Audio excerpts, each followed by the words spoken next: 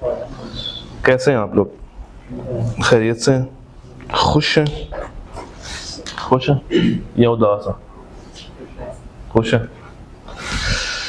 अच्छा जी, the point is के below physical only post batch, और ये फिजिकल क्यों है इसके ऊपर पहले बात करते हैं, देन इस पेपर के ऊपर बात करेंगे। आप में से बीलो किन बच्चों ने पहले अटेम्प्ट किया होगा? फर्स्ट टाइम, ठीक है। यानी कि ऑडियंस में आज दो तरह के लोग पाए जाते हैं, जिन्होंने बीलो पहले पढ़ा और जिन्होंने पहले बीलो नहीं पढ़ा। बीलो पहले पढ़ा फर्स्ट टाइम, ठीक, आपका साथी आ गया। आ जाओ आ जाओ आ जाओ।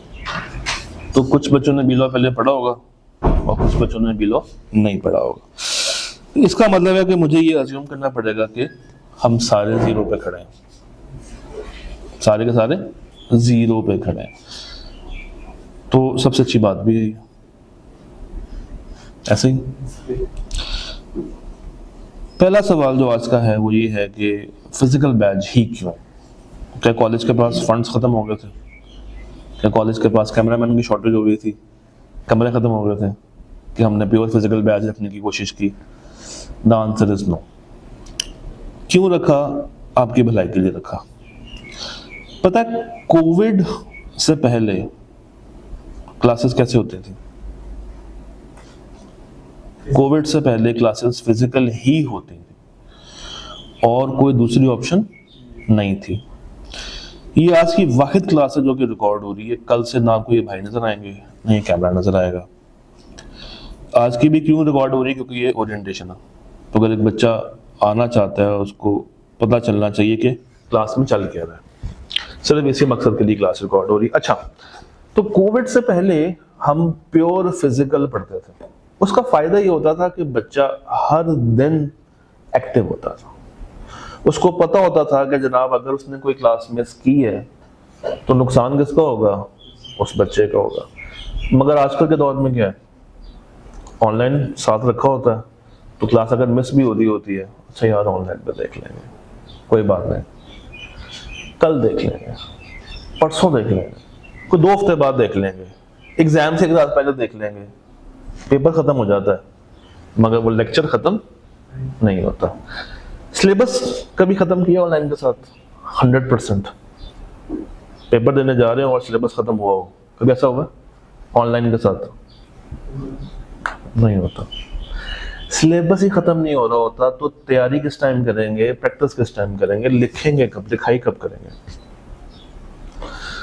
तो इसीलिए हमने इसको फिजिकल ओनली बैच रखा है ताकि आपको इस हालत से निकाला जाए।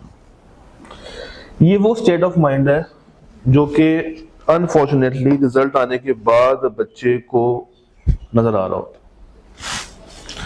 कुछ ऐसे बैठे होते हैं आप लोग, 28 पे फेल, 26 पे फेल, 32 पे फेल, 20 पे फेल, किताबें पास रखी होती है और पीछे देखें जरा, ब्लेम गेम चल रही होती है।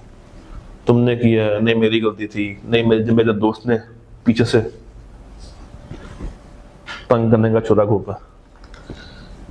यहां से आपको निकालने के लिए हम वापस लेकर आ रहे हैं एक फिजिकल बैच को, जिसका फायदा क्या है? पहला फायदा जरा पढ़िएगा, डिसिप्लिन एंड रेगुलरिटी मेंटेन रहेगी।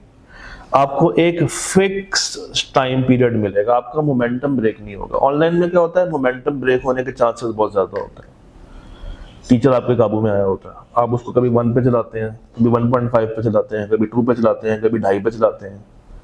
एक टाइम ऐसा भी आता है कि आप उसको 3-4 पे चला रहे होते हैं और टीचर भाग रहा होता है, मगर दिमाग को समझ कुछ भी नहीं आ रहा होता।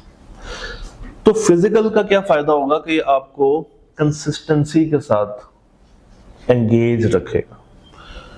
कल देख लेंगे, कभी नहीं देखेंगे, प्रोक्रास्टिनेशन आपकी इंशाल्लाह खत्म हो जाएगी। फिर रियल टाइम इंटरेक्शन, आपके जो भी प्रॉब्लम्स हैं, जो भी मसले मसाइल हैं, उसका इमीडिएट हल आपको मिलेगा विद स्ट्रॉन्गर कॉन्सेप्ट्स। रिकॉर्डेड में कि आप अपना हाथ खड़ा करके टीचर को रोक के सवाल पूछ सकते हैं, नहीं कर सकते, मगर यहाँ पे you will be having that time. Then learning environment, online lectures कभी भी आपको प्रॉपर एनवायरनमेंट नहीं देते चीज तैयार करने का, चीजों को सीखने का। फिजिकल में ये होता है कि आप एक दूसरे को देख देख के ही कम से कम एनर्जी तो हासिल करते हैं कि यार अगर उसके अच्छे मार्क्स आए तो मेरे भी आ सकते हैं, अगर उसने ये वाली गलती की है तो मैंने ये वाली गलती एग्जाम में नहीं करनी। टीचर का फोकस रहता है, टीचर का फोकस रहता है। ऑनलाइन की तरफ कभी भी टीचर फोकस्ड नहीं रह सकता। अगर आप ऑनलाइन पढ़ रहे हैं तो टीचर के लिए तो आप कैमरे के उस पार बैठे हैं ना, उसको तो पता ही नहीं है कि आप कौन है, आप कौन नहीं, आप क्या गलतियां कर रहे हैं, और आप बस एक व्हाट्सएप ग्रुप के जरिए कनेक्टेड रहने की कोशिश कर रहे होते हैं। वो एक कोशिश होती है, दिल को एक हौसला होता है कि यार हाँ एक ग्रुप है, टीचर भी है, टीए भी है, बच्चे भी हैं, मगर जो एक इमीडिएट कनेक्टिविटी चाहिए होती है वो नहीं मिल पा रही होती। फिजिकल इस चीज को वापस से इंश्योर करता है। देन अकाउंटेबिलिटी, आप मुझे अकाउंटेबल हैं और मैं आपको अकाउंटेबल हूं। मैं आपको अकाउंटेबल क्यों? टेस्टिंग के लिए, असाइनमेंट्स के लिए, कवरेज के लिए, छुट्टी के लिए, और आप मुझे अकाउंटेबल हैं टेस्ट ना देने के लिए, असाइनमेंट ना करने के लिए, छुट्टी करने के लिए। Then physical revision and testing, ये आपके अंदर ऑटोमेटिकली एक अच्छा लिखाई और ड्राफ्टिंग को इम्प्रूव करने में हेल्प देते हैं। आपको फीडबैक्स, आपको रिव्यूज ऑन स्पॉट मिलते हैं कि आप यार ये गलती कर रहे हो, इसको अवॉइड करोगे तो आपको नंबर अच्छे मिल सकते हैं। तो ये कुछ चीजें हैं जिसको हमने इंशाल्लाह इंश्योर करना है, और इसीलिए इस फिजिकल बैच को डिजाइन किया, इसीलिए इस फिजिकल बैच को डिजाइन किया। सर जी अभी आप थे इस स्टेट ऑफ माइंड में, बट अब आपने इस फ्रेम सेट में आना। मार्वल देखते हैं? मार्वल नहीं, वहां पे एक करेक्टर है थॉर, सुना होगा, सुना होगा। उसका एक बड़ा मशहूर जुमला कहता है, the sun will rise on us again. आज अगर हम डीमोटिवेटेड हैं, टेंशनों में हैं, घबराहट में हैं, अंधेरे में हैं, जैसे ही आप अपने आप को थोड़ा सा मैच्योर करते हैं तो आप ऑटोमेटिकली अच्छा अच्छा फील करना शुरू कर देते हैं। जितने फेलियर्स होने थे हो गए, जो काम खराब होना था हो गया। हम अगर इकट्ठे हुए हैं इसका मतलब ये है कि अब हमने उनसे आगे की तरफ आना है, उनको बार बार सोचना नहीं, उनको बार बार ज़हन में लाना नहीं। तो अब पोस्ट रिजल्ट को डील कैसे किया जाए, जरा पढ़िएगा।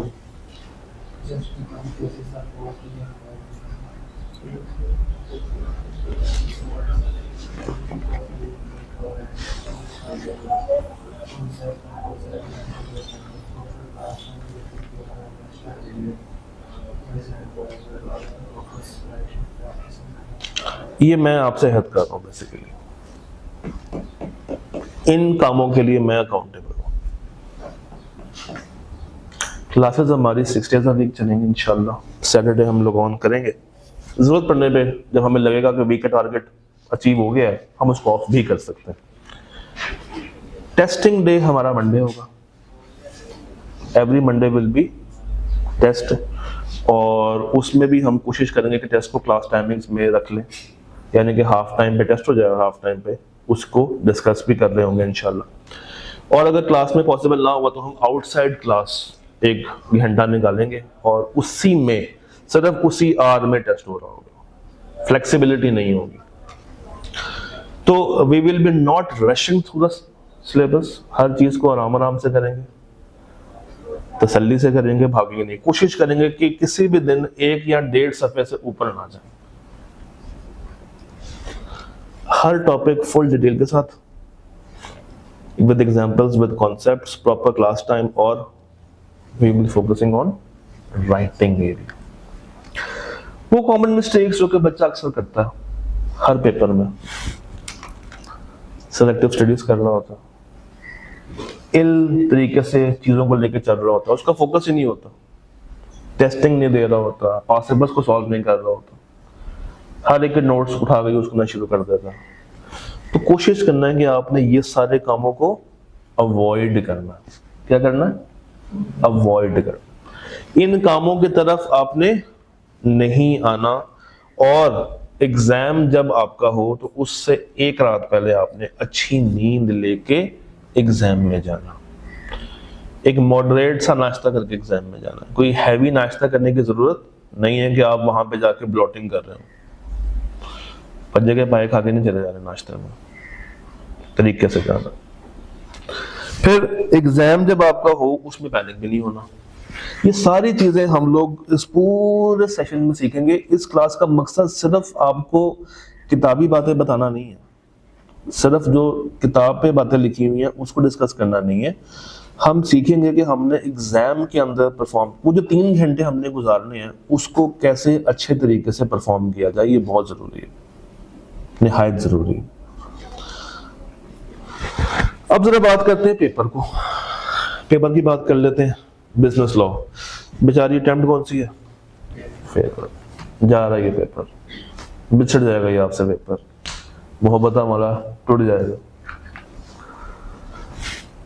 और नया पेपर बन जाएगा बिजनेस लॉ डायनामिक्स, जिसमें 50 नंबर का ये और 50 नंबर का सील होगा, पोर्शन होगा, और मोस्ट प्रोबेबली ये आखिरी अटेम्प्ट, उसके बाद ही कंबाइन हो जाएगा। सर जी पेपर में है हमारे पास 4 ग्रेड्स, ए बी सी और डी। ग्रेड ए के अंदर हमारे पास एक सिंगल चैप्टर है जो कवर करता है 5 से 8 नंबर। बी और सी बात करते हैं कॉन्ट्रैक्ट की, और तकरीबन आधा जो सिलेबस है वो यहाँ से कवर होता है, और जो बाकी का रिमेनिंग है that is other business loss. इसमें 3 चीजें आती हैं, पार्टनरशिप, नेगोशिएबल और अदर लॉस। पार्टनरशिप, नेगोशिएबल और अदर लॉस।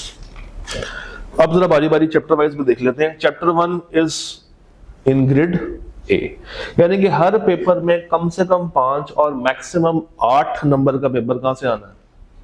चैप्टर 1 से आना।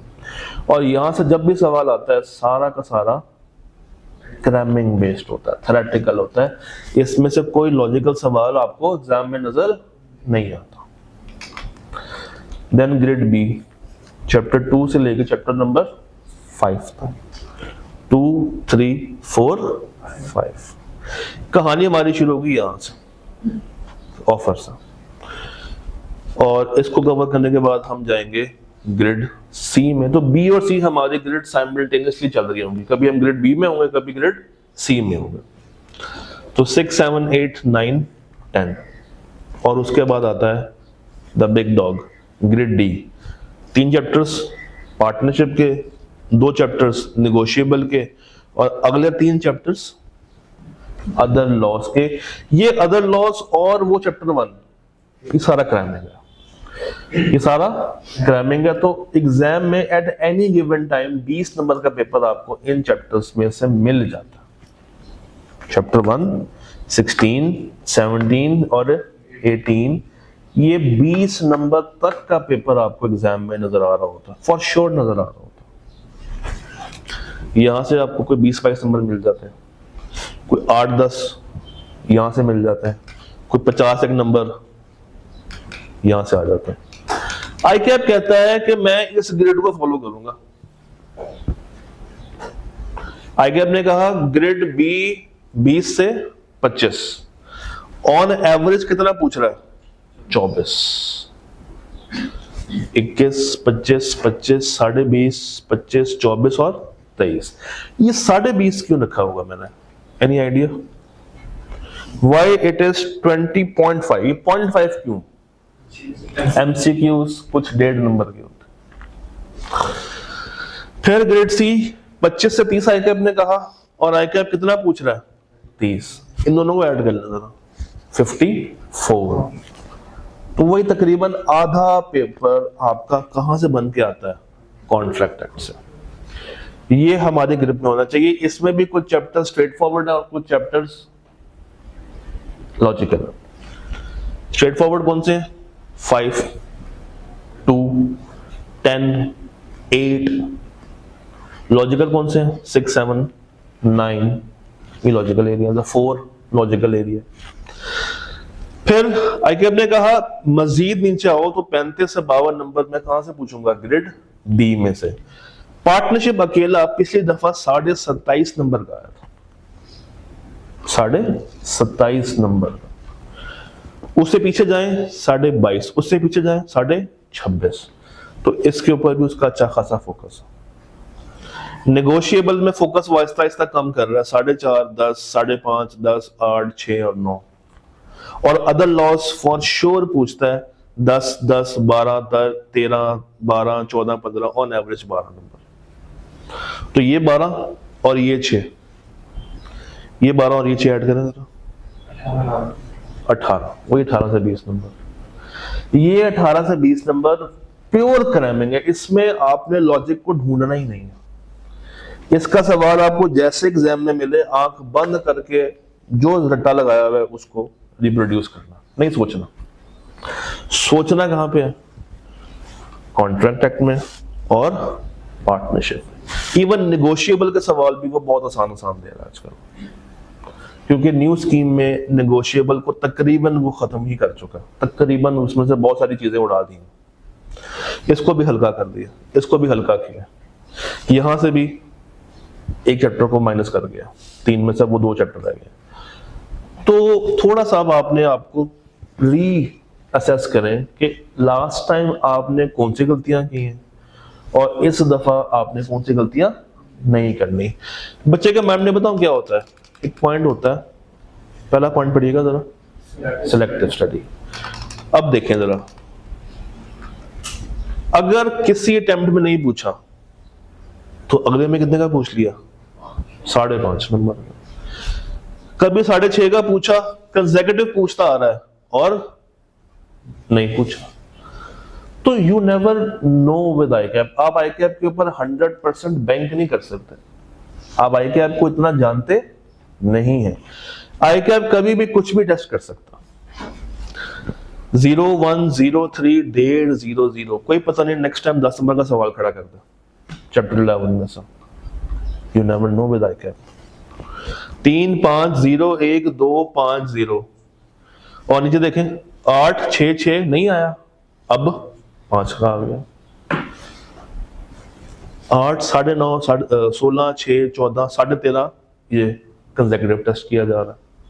6, 7 भी कंसेक्यूटिव टेस्ट हो रहे हैं। 8 और 10 आपस में स्विच मारता रहता है। मगर आप आई कैप के ऊपर, उसके एग्जामिनर के ऊपर कभी भी 100% श्योर नहीं रह सकते कि अगर ये लास्ट टाइम आ गया तो इस दफा नहीं आएगा। भाई क्यों नहीं आएगा? क्यों नहीं आएगा? अच्छा, किस अटेम्प्ट से हमें सवालों की प्रैक्टिस करनी चाहिए? कहां से शुरू करें सवालों की प्रैक्टिस करना? कौन सी अटेम्प्ट? स्प्रिंग 22 से स्टार्ट करें, स्प्रिंग 20 से स्टार्ट करें, ऑटम 15 से स्टार्ट करें? स्टार्ट कहां से करें? क्या कहते हैं? स्प्रिंग 22 से, रिसेंट से, स्प्रिंग 24, बस एक अटेम्प्ट करनी है, बाकी नहीं करना। हाँ 20 से 7, 8 पिछले और 3, 4 पिछले। अंडर एस्टिमेट कर रहे हैं। ऑटम 2009, ऑटम 2009 से हम क्या करेंगे? ऑटम 9 से ऑटम 23 तक के सवालों को अटेम्प्ट करेंगे। 3 अटेम्प्ट ऐसे होंगे जो कि मैं खा जाऊंगा, जो 3 डिसेंट है। क्यों खाऊंगा बोला? उनको हम फुल फ्लेज करेंगे, उनको हम फुल फ्लेज करेंगे। एक ऐसी क्लास रखेंगे जिसमें इन अटेम्प्ट्स को हम सारा वन गो में डिस्कस करेंगे, और ये उस वक्त पॉसिबल होगा जब हमारा सिलेबस सारा का सारा कवर हो चुका होगा, उससे पहले ये पॉसिबल नहीं।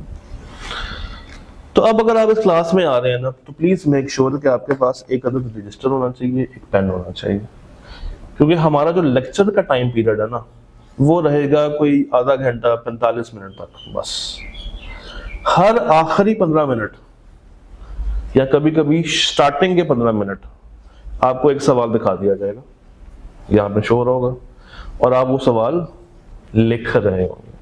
फिर उसी क्लास में आपका वो सवाल चेक भी हो रहा होगा। तो अगर हम डेली बेस पे एक सवाल भी करें तो 50 अगर क्लासेस हो तो 100 सवाल, 50 से 100 सवाल हो गए, 70 सवाल के एवरेज कर लेते हैं। 70 सवाल लिख के अगर करनी है तो और क्या चाहिए एग्जाम में जाने से पहले। फिर ये वो सवाल है जो कि टेस्ट से अलग है, वो सवाल जो टेस्टिंग वाले वो भी ऐड कर लें, असाइनमेंट्स जो मिलेंगे वो भी ऐड करें, मॉक को ऐड करें, मिड को ऐड करें, ग्रैंड टेस्ट को ऐड करें, तो सफिशिएंट प्रैक्टिस आपकी हो रही होगी। क्लास के बाद घर जाके सिर्फ 15 से 20 मिनट देने हैं, जो पढ़ा होगा उसी को रिवाइज कर लेना बस। और मुझे आपसे कोई ज्यादा एक्सपेक्टेशन नहीं है, क्योंकि जब आप इस कमरे से बाहर जा रहे होंगे ना, तो आपकी तैयारी ऑटोमेटिकली हो रही होगी। You will be feeling confident कि हाँ यार, मैंने आज वाकई में जेन्युइनली कुछ सीखा, जो मेरी गलतियां थी उसको मैंने कवर किया। सर जी पेपर पैटर्न क्या है? 15 नंबर के एमसीक्यूज और 85 नंबर का थ्योरी। और कहीं किसी किताब में आईकैब ने एक लाइन लिखी हुई है, कहता है 60% पेपर लॉजिकल होगा और 40% पेपर थ्योरेटिकल होगा। तो 85 का 60% है। जरा मेहनत करनी पड़ेगी, कैलकुलेटर निकालना पड़ेगा, एफर्ट करनी पड़ेगी, हाथ पांव चलाने पड़ेंगे। चलो मैं बताता हूँ 51 से मुराद है कि आधा पेपर लॉजिकल, ओवरऑल आधा, और सब्जेक्टिव का आधे से भी सब्जेक्टिव का आधे से भी ज्यादा, और ओवरऑल आधा 51। इसी तरह 15 का 60% है 9। तो 9 नंबर के एमसीक्यूज ऐसे होंगे जो कि लॉजिकल तरीके से बने होंगे, 6 क्रैमिंग वाले होंगे, और 34 नंबर का पेपर ऐसा होगा जो कि क्रैमिंग बेस्ड आ रहा होगा। तो वही 1/3, और उस 1/3 में से भी 20 नंबर कहां से हैं? 1, 16, 17, 18। ये तो नंबर आपको हिफ्ज होने चाहिए, इनमें कोई भी गलती की गुंजाइश नहीं है। अगर आपने यहां पे मुझे आपसे चाहिए एक्यूरेसी, और 70-80% में नहीं, मुझे 90 to 100% एक्यूरेसी चाहिए इन चैप्टर्स में से, क्योंकि अगर ये आप निकाल गए तो चीजें आपके लिए बहुत बेहतर हो जाएंगी। फिर केस स्टडीज के ऊपर अगर आपकी एवरेज तैयारी भी है, पेपर पास कर सकते हैं। बुक्स कौन सी फॉलो करें? इसमें 2 ऑप्शंस हैं। रिकमेंडेशन तो यही है कि आप मेडिजी बुक यूज करें, जिसका गालिबन 14वां एडिशन है, ये 15वां चल रहा है। अगर आप इससे पहले किसी किताब से पढ़ते आ रहे हैं तो आप उसी को यूज कर सकते हैं, मगर फिर फ्रीक्वेंट स्विच नहीं करना कि कभी कोई किताब तो कभी कोई किताब। एक को फॉलो करें और उसको 100% यूज करें। सिलेक्टिव स्टडी हरगिज नहीं करनी, बट जस्ट आपको दिखा रहा हूं कि कुछ चैप्टर्स बहुत इंपॉर्टेंट है, कुछ इंपॉर्टेंट है, और कुछ रिलेटिवली लेस इंपॉर्टेंट है। ये कुछ सवाल ऐसे हैं जो कि आपको सेशन एंड पे बताऊंगा कि आपने इनको लाजमी लिख के करना है। खैर हम ये सारे क्लास में लिख रहे होंगे, मगर इनको सेशन एंड के ऊपर आपने जरा ज्यादा फोकस करना होगा। फिर 16, 17, 18 जो चैप्टर्स हैं, उनमें से किन किन एरियाज को, किन किन कॉन्सेप्ट्स को अच्छे से रिवाइज करना, जहां से आपका सवाल बन सकता है, ये उनकी लिस्ट है। सारी बातें करेंगे जब हम लोग रेलेवेंट टॉपिक पे या चैप्टर पे जा रहे होंगे। थोड़ा टाइम देखिएगा किसी घूम के। इतनी बातें कर ली, आधा घंटा भी नहीं गुजरा। तो ये है फिजिकल का जादू, वरना ऑनलाइन में क्या होता है, टीचर को आगे करते जाते हैं। भाई ओरिएंटेशन है, क्या फायदा सुनने का, कल से शुरू करेंगे। वो कल ही नहीं आती इंसान, ना कल आती है ना अकल आती है ना। तो उसको अब अपने अंदर वापस लेकर आना है। कोई सवाल, कोई मसला मेरे लायक अगर है तो बताएं। Anything you want to ask from me, कुछ भी अगर आप पूछना चाहते हो तो बताइए। Regarding paper, regarding this batch, regarding physical, कोई सवाल if you have please discuss करें और अपने अंदर से ये हिचकिचाहट खत्म करें। जितना आप ओपन होंगे उतना मजा आएगा, जितने सवाल पूछेंगे उतना हम रिलैक्स वे में चीज़ों को लेकर चलेंगे। मैं मुश्किल नहीं बनाऊंगा आपके लिए, चीज़ें बहुत आसान आसान रखूंगा। आपको उर्दू में लिखवाऊंगा कि ये लाइन कहना क्या चाह रही है, ताकि अगर कहीं भूल जाए, रिकॉर्डिंग तो है नहीं, तो फिर आपको वो लाइन पढ़ के ज़हन में आ जाएगा। हर चैप्टर जब हम लोग एंड कर रहे होंगे तो उसके शॉर्ट समरी बनाएंगे, किस चैप्टर में था क्या, कहाँ से किस तरह का सवाल आ सकता है, वो सारी बातें इंशाल्लाह करेंगे। मगर हाल में अभी कोई सवाल अगर आपका मेरे लायक है तो बताइए।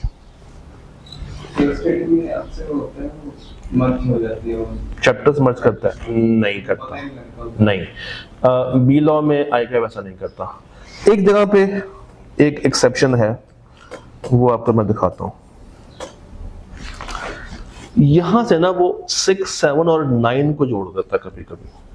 असल में 9 चैप्टर ऐसा है जो कि किसी के साथ भी जुड़ सकता, ये सिम्बियोट है, किसी के साथ भी लग जाएगा, क्योंकि इसने बस आपको क्या बताने हैं, डैमेजेस, पेनल्टीज, कंपनसेशन, लॉस कितना, कौन पे करेगा।